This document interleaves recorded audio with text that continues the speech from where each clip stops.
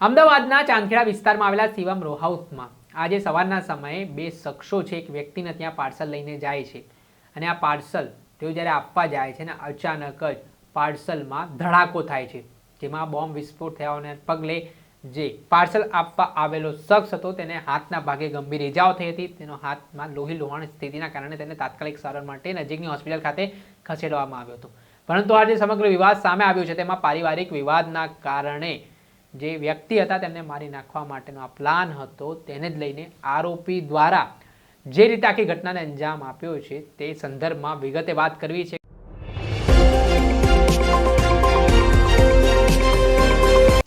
નમસ્કાર દર્શક મિત્રો, સ્કાયનેટ મીડિયામાં આપનું સ્વાગત છે. હું છું ફૈઝાન.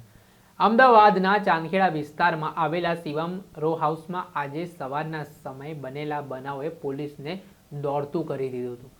જે ઘટનાની માહિતી એવી હતી કે સવારના સમયે બે શખ્સો છે તે શિવમ રો હાઉસમાં રહેતા બળદેવ સુખડિયાને એક પાર્સલ આપવા માટે આવે છે. બળદેવ સુખડિયા કહે છે કે મેં કોઈ પણ પ્રકારનું પાર્સલ મંગાવ્યું નથી. તો તે બે શખ્સો કહે છે કે તમને એક ગિફ્ટ આપવામાં આવી રહી છે. આ પાર્સલ લેવામાં બળદેવ સુખડિયા છે તે આનાકાની કરે છે. ત્યારે આ સમગ્ર જે ઘટના છે તેનો માસ્ટર માઇન્ડ છે રૂપેણ બારોટ, જેમાં રૂપેણ બારોટનો બળદેવ સુખડિયા સાથે છેલ્લા થોડાક સમયથી ડખો ચાલતો હતો અને વિવાદના કારણે તે બળદેવ સુખડિયાને મારવા માટે પ્લાન બનાવે છે અને આવી રીતે તે એક પાર્સલની અંદર કેમિકલ બેટરી ફિટ કરી સાથે જ લેટના ટુકડા કરીને એમ બોમ્બ બનાવે છે અને બોમ્બ પાર્સલમાં મૂકીને તે જ્યાં ગૌરવ ગઢવી નામનો જે વ્યક્તિ છે તેને પાર્સલ ત્યાં બળદેવભાઈ સુખડીને ત્યાં મૂકી આપવા માટે કહેવામાં આવે છે. ત્યારબાદ તે આ ઘટનાક્રમથી 100 મીટર દૂર રિક્ષામાં બેસીને જેમ બળદેવ સુખડિયા આ પાર્સલ સ્વીકારે અને વિસ્ફોટ થાય તે માટે આખું પ્લાનિંગ તૈયાર કરીને રાખે છે. ત્યારે બળદેવ સુખડિયા પણ તે પાર્સલ લેવાનો ઇનકાર કરે છે અને અચાનક તેને જે 100 મીટર દૂર બેઠેલો આરોપી છે રૂપેણ બારોટ, તેને એવું લાગે છે કે બળદેવભાઈએ પાર્સલ સ્વીકારી લીધું છે અને અચાનક તે રિમોટ દબાવે છે અને અચાનક બ્લાસ્ટ થાય છે. એ ધડાકાભેર બ્લાસ્ટમાં ગૌરવ ગઢવી નામનો જે વ્યક્તિ છે તેના હાથના ભાગે ગંભીર ઇજાઓ પહોંચી હતી. ત્યાં ઘટનાના પગલે આસપાસના લોકો પણ દોડી આવ્યા હતા. ત્યારે આ સમગ્ર ઘટનામાં ગૌરવ ગઢવીને સારવાર માટે હોસ્પિટલ ખસેડવામાં આવે ને ત્યારે પોલીસ દ્વારા મામલે પૂછપરછ કરવામાં આવી. ત્યારે આ મામલે હકીકત સામે આવી. પહેલા તો આ ઘટનાને લઈને શું કહી રહ્યા છે અમદાવાદ સેક્ટર 1 ના જેસીપી નીરજ બળગુજર, તે સાંભળી લો. બ્લાસ્ટની ઘટના બની છે, શું છે સમગ્ર હકીકત અને કઈ રીતનો બનાવ બન્યો? જી, આજરોજ શિવમ રો હાઉસ જે સાબરમતી પોલીસ સ્ટેશનમાં હાથમાં આવે છે એમાં ભોગ બનનાર બલદેવભાઈ સુખડિયા છે. એને એક પાર્સલ આપવા માટે ગૌરવભાઈ નિરંજનભાઈ ગઢવી એક આરોપી આવ્યા હતા અને એ જે આરોપી છે એને અહીંયા પાર્સલ આપ્યા. એ નીકળ્યા પછી તેમાંથી ધુમાડો નીકળ્યા લગા અને બ્લાસ્ટ થયા. એમાં જે બલદેવભાઈના ભાઈ છે કિરીટભાઈ, એને નાની મોટી ઈજા થયેલ છે, અત્યારે સારવારમાં છે.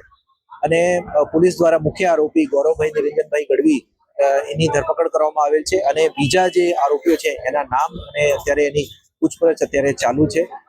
પોલીસ દ્વારા પ્રાથમિક રીતે એમાં એક પારિવારિક ડિસ્પ્યુટ છે એવી રીતે બહાર આવ્યું છે અને વધારે જે આરોપી છે એની ધરપકડ કરવા માટે પોલીસની ટીમો અત્યારે ચાલુ છે.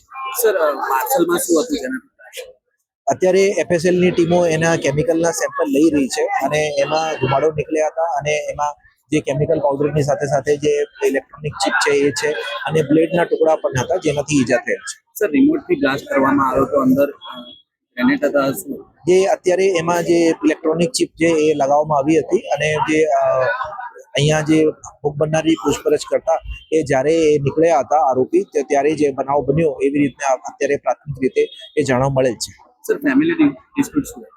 અત્યારે એ જે કેટલાક નામો આપવામાં આવ્યા છે એના અગાઉ પણ ધમકી આપેલ હતી અને પોલીસ દ્વારા તમામ આરોપીઓની ધરપકડ કરીને એની પૂછપરછ કરીને આખી જે છે ચિત્ર ક્લિયર થશે અને એની અત્યારે ગુનો નોંધીને આગળની કાર્યવાહી કરવામાં આવી રહી છે. સર, આરોપીનો કોઈ ગુનાહિત ઇતિહાસ? અત્યારે એ જે આરોપી ગૌરવભાઈ ગઢવી છે એ કાર વોશિંગના કામ કરે છે. પોલીસ દ્વારા એની પૂછપરછ કરવામાં આવી રહી છે અને એના રેકોર્ડ ચેક કરવામાં આવી રહ્યા છે અને જે બીજા આરોપીઓ છે એને પણ પોલીસ હિસ્ટ્રી અત્યારે કાઢવામાં આવી રહી છે. સર, આરોપીનો મોટિવ શું હતો? મારી નાખવાનો કે ઇજા કરવાનો?